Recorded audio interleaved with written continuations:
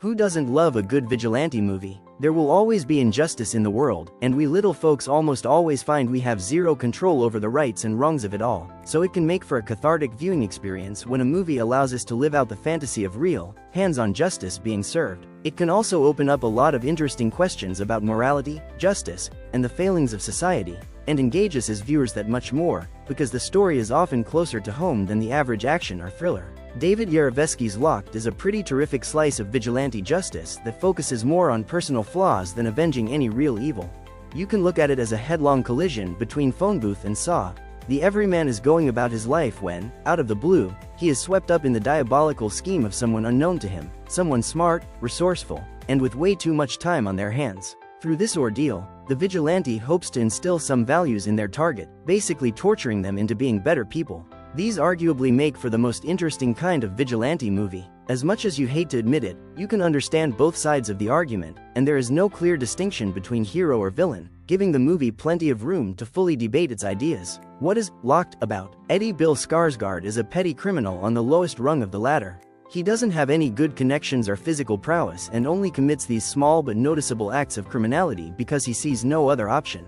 We meet him trying to haggle for some repairs to his van, which the mechanic responds to by roughing him up. He just needs enough money to get his ride fixed so he can get back to his delivery job and see his daughter, but he is down on his luck, and as he wanders through city streets riddled with homelessness and poverty, it seems he is not the only one. So when he comes across an expensive-looking SUV, and it happens to be unlocked, he thinks Lady Luck has heard his cries for help, and he goes to commandeer it. But once he's inside, the doors won't open again, and no amount of kicking at the windows or wrestling with the controls makes a difference. Then the car phone starts ringing persistently. The caller ID is listed as Answer Me. He desperately relents, and on the other end of the line is William Anthony Hopkins, a mild-mannered Welshman who explains that Eddie is the seventh lowlife to play this game, and none of the other 6 were arrested, if you catch his drift. William has pimped this ride so spectacularly that it is effectively his own personal torture chamber on wheels. The glass is one-way and bulletproof, all the controls from the stereo to the AC are remotely enabled, it's rigged with booby traps, and it can be operated without a driver. What Eddie hopes will just end with him in handcuffs winds up as a days-long hostage situation, in the middle of a busy city, and nobody knows he's there or can hear his cries. William sets about psychologically tormenting Eddie with loud yodel music, extreme temperatures, dehydration, and starvation, all in the name of social justice. Locked explores class, privilege and social divides. William claims to be a doctor who is dying of prostate cancer, and throughout his hard-working life, he has grown jaded by the lack of justice in the legal system.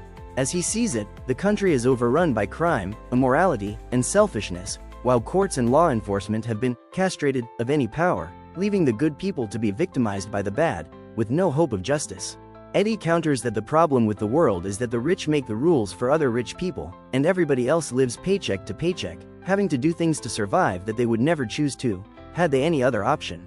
They debate society and morality back and forth, each sure of their own views because they have lived them, but soon enough, Eddie is willing to acquiesce to pretty much anything just to make it out alive and have the chance to make up for his years of deadbeat parenting.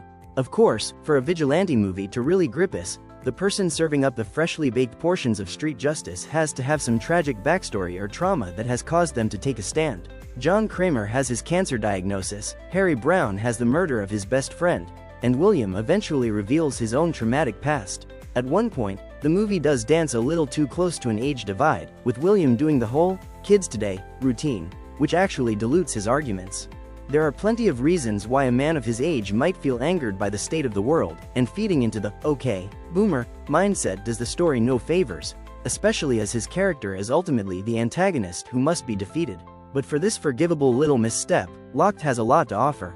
Bill Skarsgård, as ever, knocks it out of the park, making your everyday deadbeat into a sympathetic character who is certainly no angel, but is definitely not deserving of the torture he endures.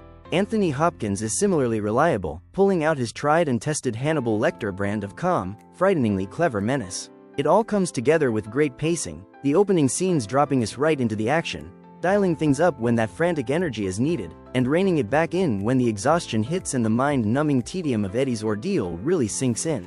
There's some great cinematography from Michael Dallatore, who is far from limited by the physical confines of the vehicle almost the entire movie takes place in, and David Yarovesky's direction keeps everything even, through changes of pace, tone and emotion. Locked is a really slick, tightly spun crime thriller that seems to take a good deal of inspiration from Joel Schumacher's Phone Booth.